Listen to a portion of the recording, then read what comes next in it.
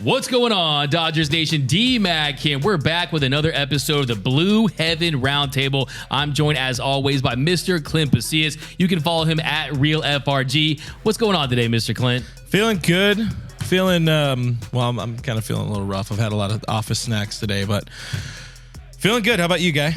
I'm feeling good, but I'm not feeling that great about the Dodgers outfield. Oh, segue. Little segue there. And that's what we're going to get into. We're going to talk about the Dodgers outfield, who will be our starting outfield. What will the role be for Trayce Thompson and Joey Gallo? We want your takes down below. Who do you think should be starting for the Dodgers in the postseason in the outfield? And how should they use Trayce Thompson and Joey Gallo? Has Trayce Thompson earned more time? Let us know down below. And we're going to dive right in, though. So I want to ask you, just period, point blank, who is your starting outfield for the Dodgers in the postseason?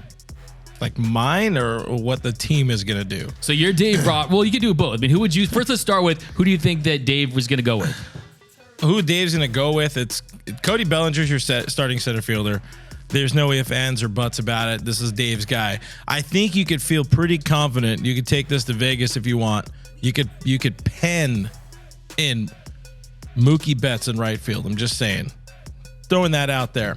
And what does Dave Roberts love more than anything? He loves his guys. So Chris Taylor's going to be your starting left fielder because that's just the way it's going to go. And I think that you're absolutely right. Yeah. We know how Dave Roberts is. He Loves is his loyal. He's going to go with his guys. Those are his postseason proven players, but they've had a rough go of it so far in September. They're the struggle bus buddies. If you see where they're at, in September, Bellinger hitting 163, a 43 WRC plus. Chris Taylor 203, an 86 WRC plus. Joey Gallo and Trayce Thompson, they're playing better. If you look at their offensive numbers, both hitting above average when it comes to WRC plus. And the big question I think a lot of Dodger fans have is, has Trayce Thompson earned more playing time in center field? Now, the interesting thing when it comes to Trayce Thompson is the fact that Andrew Friedman said that they expected to bring him in and have him match against left-handed pitching. Yep. Well, so far this season, he's hitting 171 with a 570 OPS versus southpaws, but he's raking against righties. A 313 batting average with a 1,035 OPS. He has slowed down a little bit in September. Big time, has a 747 OPS in September. But Trayce Thompson, I've said it before, I'll say it again, he is the feel-good story of the year in Major League Baseball, and they got him for a guy named cash considerations. They got him for virtually nothing. Your team out there could have had Trayce Thompson, but instead he is thriving on the Dodgers. Now, my question to you is, when you consider those reverse splits with Trayce Thompson, when you consider the fact that Cody Bellinger still plays Gold Glove caliber defense, is it a platoon situation? How do you think they're going to use Trayce Thompson in center field? I mean, the way I would honestly really like to see it go is you would... And it sucked because you're almost throwing back a little bit in the outfield to like 2018 Dodgers era where everything was a platoon.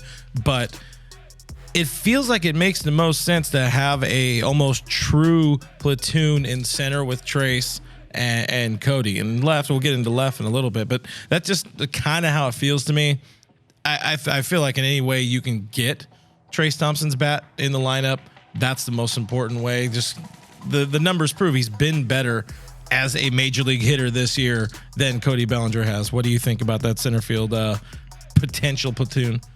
I still have faith that Cody Bellinger is going to somehow flip that switch and become the guy he does every October. I mean, once you start to see pumpkin spice lattes, once you start to see hoodies and Uggs, you know that it's October and you know that Cody Bellinger is going to come alive, and that is the hope. So I think what it boils down to is, can he just be competent at the plate? Can he hit for contact? Can he give you a productive out at times? Can he go deep in a big spot? Because look, you remember this, we have the DH in the National League. You don't need him to bat clean up and carry this Dodgers offense. And what he does defensively, we've seen the last week, some game-changing plays. I think what's so impressive about him, like I always say, he covers more ground than a Roomba in a mansion.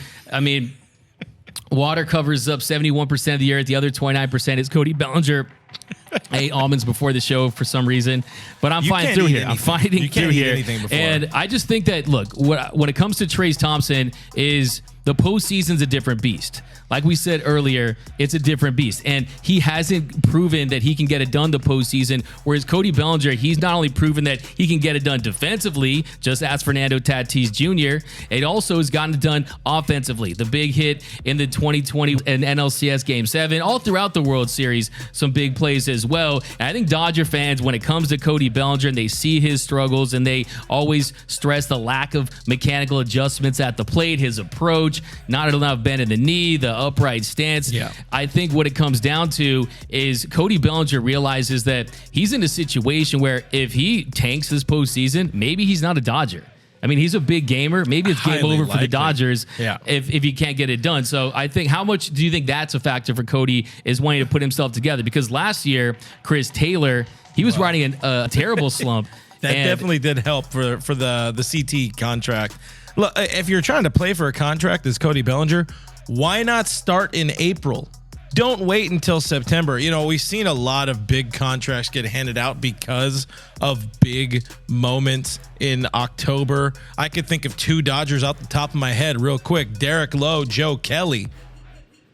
But why not just play the whole season to your full capability? The problem is, this is kind of Cody's capability, because he doesn't want to make the changes, and then he waits until the last minute to make the change. It's kind of frustrating, but also at the same time, you can't dispute the fact that, hey, you know what? He's done it. He's also far more playoff proven. He's battle tested, and that's something Trace Thompson doesn't have on his ledger, at least as much as Cody Ballgame has. So that does mean something. And if he finds a way to get that little, lower the hands and just push the ball out there. I like what you were saying. Like, this is an old school. You don't have a pitcher anymore hitting in the lineup. We don't have the light hitting catcher, batting 8th in the lineup. If you have somebody who could run into a ball like Cody Bellinger, and guess what, 1 through 7 is insanely good right now. If you're getting the more premium defense, it's not. You would like to see Cody in there. You'd like to see Trace in there, but either way, somebody's going to be in there that could run into a ball. So it's a good position for Dodgers and Dodgers fans to be in. It's almost, there's a right call and there's a wrong call, and you wonder about, as I go all over the place with this one, you almost wonder about the Scott Boras relationship too, knowing that Cody is a Boras guy, and I don't know. I don't know. I gave you nothing to work with there, because it's such a I think it's a wide open topic, because you have what you want. The heart wants to have Cody Bellinger out there. The heart wants him to be hitting 305 with 40 bombs or whatever in the regular season, but that's just plainly not the guy we have.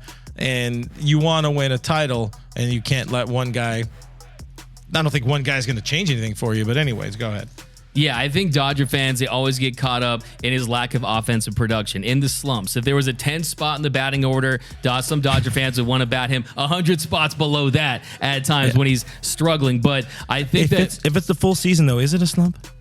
Yeah, I mean, that's a good point. That's a fair point. But the reality is, best month this season, he hit 233. I'm just saying, that was by far his best month. You should pretend that every month is October, right? He should pretend that every month is a contract season, a platform season. But look, last year he was having a worse year than he is now, and he had a 907 OPS, hit 353. And then Chris Taylor, same situation. He was hitting under 200. He was going through an 8 for 72 slump before Taylor, before he hit the wild card walk-off shot. Yeah. And we saw that helped him propel him to a nice contract. I think Cody Bellinger is a gamer. I think that he's going to find a way to step up. And I also think hearing those footsteps, having those viable options in Trace Thompson is going to motivate him that much more. But look, the reality is that if he's not producing and they think he's hurting the team, and he is basically going up there and he can't even hit a beach ball off a tee, and he just can't find any way to produce, they're going to pivot elsewhere. But let's take a look at the left field. So the left field spot. So really what it comes down to. Wait, so you're feeling confident in right field? Mookie Betts is going to be the starter?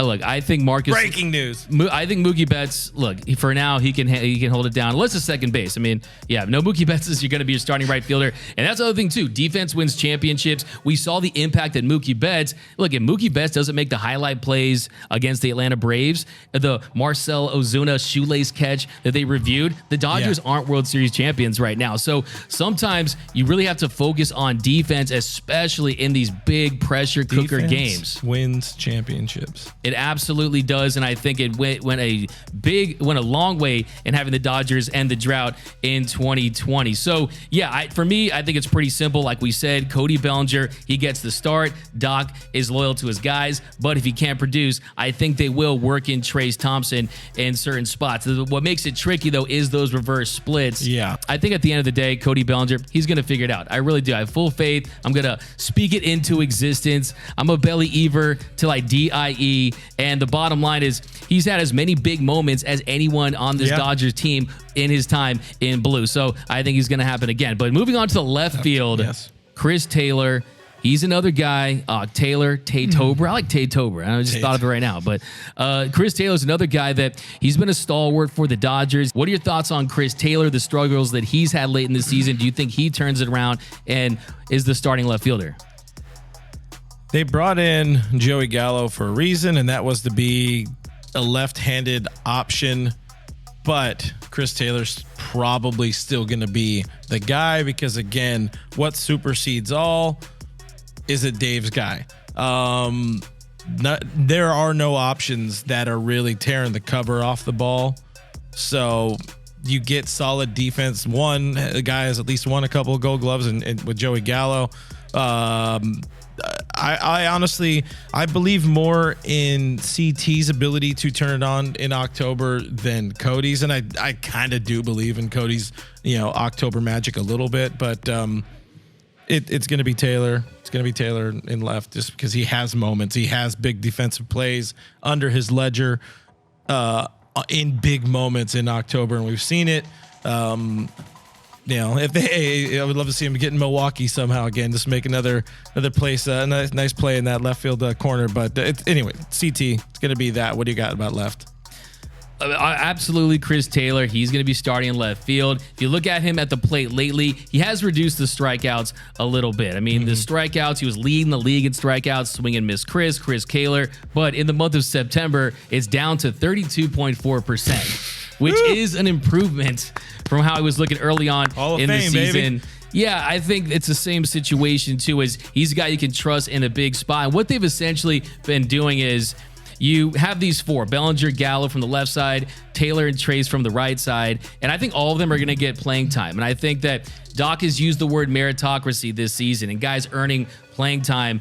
But Joey Gallo, he's going to have a big moment. He's going to have a big home run. Yeah. I mean, when he crushes bombs, Magic Joey, when he's not a Chippendale dancer, I mean, he hits balls that are still in the orbit. His homer from the other night hasn't landed yet. The ball just disintegrates. It should count for like multiple home runs. I think you're going to see him used in a pinch hit spot possibly, and this team doesn't really pinch hit that much, and he's basically a straight platoon. He's only had 5 at-bats versus lefties, so I think he's going to get time in there. I think what makes him intriguing is the fact that he's not just a bat. He is a Gold Glove winning outfielder, so I think when you look at that, the first round against you got the Freeds, if they play the Padres, you got Snell. So there are some lefties in there, but I think that it's pretty simple at this point. It's going to be Chris Taylor. It is going to be Cody Bellinger. Your starting outfield is going to be Mookie, Belly, and CT3, but the bench is looking so much better this time around. Yeah. Last year they were going to war with butter knives. You didn't like Andy Burns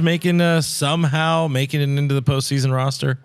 Andy Burns, baby Burns, man. It burns my eyes, the fact that they let him go and brought him back. Yeah. And just on the margins, they're just so much better quality, and there's just better viable options if they want to turn to some other guys. So yeah, you got Gallo, you got Slug. I kind of wonder about that because, again, you got a solid 1 through 7, especially with Max hitting, especially with JT hitting. Do you value on base more in like a 8-9 spot, a 7-9 spot? Or do you value slug, like sneaky slug in the bottom of the order? Well, I think it depends on the pitcher matchup that day. I think that's how you win. Like what I always say is, if you want the dub, you have to slug. Teams that have out-homered their opponents this season, they have won 78% of the games that they've out-homered. But when you talk about turning over that lineup, if you look at Chris Taylor's on base, it is up, and he's a guy that he can turn over that. It's up, but it's only 309 so far this month as of the time we're recording. But I mean, it was just down so much. And this is one of those situations where it's not like, oh, who sucks the least right now, right? Kind of isn't left, yeah. And that's just kind of, when you look at the numbers and how it bears out, what it boils down to is that's just the reality. But what I value is it's slugging, it's power, and I think that all these guys have the ability to do just that. I mean, the thing with Trayce Thompson, the way he's been able to cover the fastball away, the way he's been able to just anytime he gets his bat on the ball, he's hitting it hard. Yeah. And the same thing goes for Joey Gallo. The same thing goes for Chris Taylor. Cody Bellinger, sometimes, but not so much. So it's all about who's producing. If you can find that hot bat and ride it, and I do think you put a premium on the defense, knowing you have Mookie Betts, knowing you have Trey Turner and Freddie Freeman and Will Smith. They're not a big three, they're a fantastic four. And I think, too, Justin Turner, Max Muncy. This team is going to score runs against anyone they face. It's just a matter of finding production out of the bottom of the lineup. Don't forget, Gavin Lux is back. Yeah, Gavin Lux, if you have Lux in there, and honestly, I would probably look to hit Lux 9 just to turn the lineup over a little bit there, and you kind of stash. I was saying 1 through 7. It's 1 through 6 that's productive right now, but you stash Slug in 7 and 8. That's a pretty damn scary lineup, knowing that, hey, 8, oh, that guy was a National League most valuable player just a couple years ago, and yeah, I think we're also kind of sleeping on the fact that, hey, Trayce Thompson is the better of the three options, is the best of the three options out there in left field. And even if the average is down, the on base is down a little bit this month, the slug is still there. It's still up. He's still getting some clutch bombas. He's at 4 home runs so far this month as of the time we're recording, and he's got a lot more time against some bad teams to kind of figure it out, hopefully figure out some things with bat to ball. Do you think he could find a way to sneak in as your starting left fielder if, we know Dave could pull the plug pretty soon because we saw that last year with AJ Pollock, or we've seen that in the past with Pollock and other players kind of not playing up to their potential the longer Dave's been managing. Long way around, ask the same question. Can Trayce find a way in there and starting in left field? I think the key for Trayce is having success early in any opportunity that he gets, because I think that no matter what he does at this point, it almost feels like, yes, he's earned more playing time, but has he done enough to be an everyday player? That's the big question with Trayce Thompson. His numbers have gone down. He's hitting 182, but you'd mentioned the slug is still there, and that's what's important when it comes to him. And what it boils down to with Trayce, though, is let's say he finds a way to get in there late in the game, a late defensive substitution, gets in at bat and is able to come through. How can you deny this guy? How can you get to deny him at the plate when other guys haven't been able to have the same amount of success? So I'm all here for the Cinderella Trayce Thompson story. The crash, the cash considerations, Thompson tough. I mean, the 30 for 30 pretty much writes itself at this point. But got to let it happen for that at the very minimum. Let it play for the storyline. Yeah, I think absolutely. I think the big caveat though is how long of a leash is Dave Roberts going to give Chris Taylor and Cody Bellinger, the guys that he's loyal to, his troops, his guys. How loyal do you think he's going to be? How long of a leash do you think he's going to have for those two? Cody has the longest leash of any of them, of anybody on the roster. They're going to run with him, even if I don't think he is worthy of a contract next year, even if I don't think he's going to end up getting tendered a contract this offseason. He's still going to be the man in center field for the entirety of the postseason, however long that may be. CT, I think with the injuries, Dave has even kind of openly voiced like, hey, I'm not 100% sure this guy's even close to 90% healthy with the foot, with the elbow stuff. It's looking like there could still be some lingering effects there. What do you think? What's the leash for those two guys in your opinion? I agree. I think it's long, but it's not as long as it was in the past. I think that you have Joey Gallo, you have Trace Thompson in the mix. And I think that if they just fall off a cliff and they can't produce at all, he's going to turn to them. With Cody Bellinger, I definitely think that, I don't know if Cody has some compromising pictures of Dave Roberts or something where he's like wearing Astros gear. Maybe Cody Bellinger has pictures of Dave Roberts wearing an Astros hat or something, and he's going to stay in there. But no, they value defense. They value the Cody clutch. And look, postseason Belly is a thing. It absolutely is. And same with Chris Taylor. But my question to you is, of Chris Taylor and Cody Bellinger, who do you think ends up having a bigger impact for the Dodgers this postseason? Cody Bellinger, he's running into like 2 or 3. That's what he does. He's going to make some massive plays in center field. He's going to make some sliding plays. He's probably going to rob a bomba because that's what he does. He steps up, especially with the glove. He steps up in October. So it's going to be Cody ball game, Cody love, whatever else. Cody ball game. Whatever Jerry Hairston might say. That works. Cody Love. So for CB 35. And of Trace Thompson and Chris Taylor, who do you think is going to have a bigger impact? Say it again. Into my good ear. Between Trace Thompson. It's going to be Trace Thompson. Yeah? Yeah. I think even if it's in short work, he's going to find a way to make an impact in a game in a meaningful way. I don't know. I think, look, I mean, Trace, it would be great. I want that to happen. Not to say he's like starting or anything. Yeah. I just think like you get somebody pinch hit, homer, which you've already seen from him. You get a pinch hit homer to win a series or win a critical game. That means more in some cases than, the totality of an entire series. I mean, to me, I think when Joey Gallo hits a bomb off Garrett Cole in the World Series and it goes to Pasadena, that's going to be tough to top. But I would like to see it be Trace Thompson because of the year that Klay Thompson's have. I mean, Michael Thompson, he won the kid lottery, didn't he? You got a world champion NBA player. Better than that ball guy. Better than ouch, a LeVar ball shot. But that ball guy. Yeah, I do think bottom line, they're all going to see playing time. I think they're in a good spot defensively, but all 4 of them have their issues. They all have their warts. And like I said, who's going to find the hot hand? Who's going to find their swing? Who's going to catch a rhythm? And late in the game here, heading into the postseason. Yep. And the reality is the track record tells us that it's Cody Bellinger and Chris Taylor. And I think that Cody Bellinger is going to turn it around in the postseason. I think that he's going to find a way to have a big moment. You're going to see him, like you said, have a rob job, make a diving catch, hit a big home run, steal a big base. He's such a dynamic player. And also he realizes there's so much on the line. But that is where the outfield roster is headed for the postseason. You got 4 guys, and we both feel it's going to be Cody Bellinger in center, Chris Taylor in left, but we also feel that Joey Gallo is going to get his opportunities. Same with Trace Thompson, and that the Dodgers are in a much better spot this year in the outfield than they were last year. Of course, Clint's hot take is that Mookie Betts will be the starting right fielder, so take that one to the bank. But let us know down below, who is your starting outfield for the Dodgers? Should Cody Bellinger and Chris Taylor start? Should Trace Thompson get more opportunities? Has he earned more playing time? And of the 2 between Trace and Gallo, who's going to have the bigger impact? And same thing with Belly, who's going to have a bigger impact between Belly and Chris Taylor? Let us know down below. And if you haven't yet, be sure to subscribe to the Dodgers Nation YouTube channel. Hit that subscribe button, hit that notification bell. And if you want to see us post even more Dodgers content, smash that like button. And until next time, think blue, bleed blue, and I'm out.